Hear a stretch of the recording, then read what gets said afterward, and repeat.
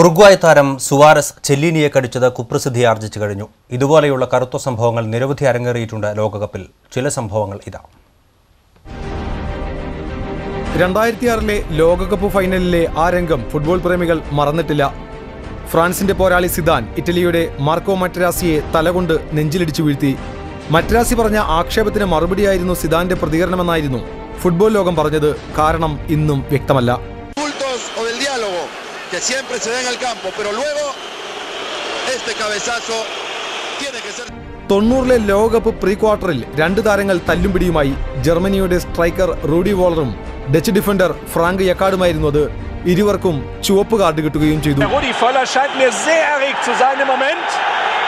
Und jetzt muss der Unparteiische aufpassen, was Rijkaard da gemacht hat. Der Völler ist außer Rand und Band. Das kann nicht sein. Was der Schiedsrichter dort macht, kann nicht sein. Er gibt ihm Rot. Das kann nicht sein. Das ist ein Skandal, diese Entscheidung. 86 ലോകകപ്പിൽ ഇംഗ്ലണ്ടിനെതിരെ Maradona നേടിയ goal ദൈവത്തിന്റെ goal എന്ന് വ്യാഖ്യാനിക്കപ്പെട്ടെങ്കിലും കൈകൊണ്ട് തട്ടിയിട്ട ഗോളായിരുന്നു അത് എന്നത് പകൽ പോലെ വ്യക്തമായിരുന്നു.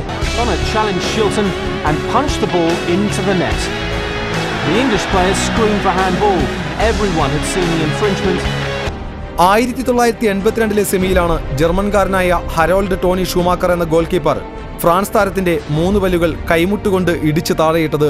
പാട്രിക് ബാറ്റിസ്റ്റൺ ആയിരുന്നു മുറിവേറ്റ ആ നിർഭാഗ്യവാൻ. ലോകകപ്പിലെ നിരവധി അവിസ്മരണീയ മുഹൂർത്തങ്ങൾക്കൊപ്പം ചില കറുത്ത ചിത്രങ്ങളും കായിക പ്രേമികളുടെ മനസ്സിൽ പതിയാറുണ്ട്.